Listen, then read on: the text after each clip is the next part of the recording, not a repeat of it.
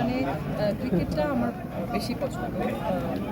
ক্রিকেটটা আমি একটু খেলতে পারি দেখে আমার বেশি পছন্দ। ফুটবল অনেক কঠিন খেলা আমার মনে হয়। ফুটবল যারা খেলে মানে ক্রিকেট যারা খেলে সেটা একদম সহজ খেলা, আমি এটা বলছি না।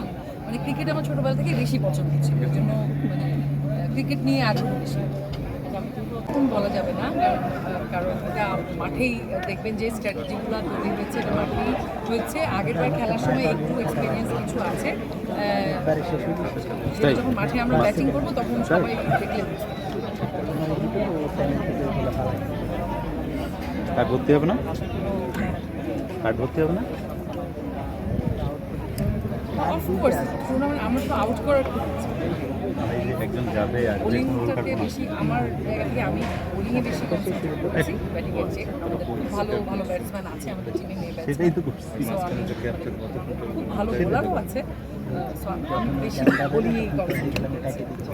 আমি মানে আমি যদি পারি তো আউট সবাইকে 6 বলে 6টা উইকেট নিয়ে হ্যাঁ, that's my dream.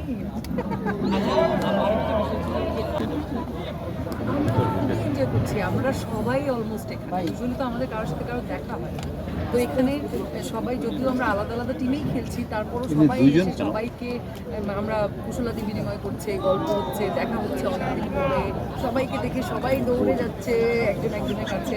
So it's fun, it's interesting. এমন না যে আমরা আলাদা আলাদা টিমে খেলছি দেখে আমরা একজন আরেকজনের মানে বিপরীত পক্ষ। আমাদের পক্ষ একটাই, খেলবো যখন মাঠে তখন পক্ষ হয়তো আলাদা।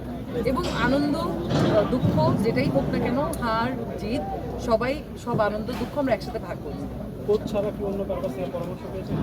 হ্যাঁ, of course my brother is here. ও হচ্ছে ধানমন্ডি ক্লাবে খেলে, সো ও আমাকে ওকে আজকে সকালবেলা ফোন দিলাম যে তুই আয় আমার হেল্প।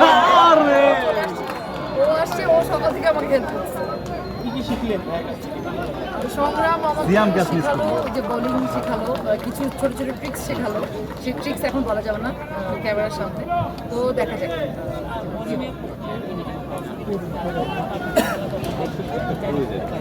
ওই যে দর্শকদের কাছে যখন যাবে তো বলটা কিভাবে ধরতে হয়, কিভাবে ধরলে আসলে বল না, আমি তো নাম মনে রাখতে পারবো না, তুই বল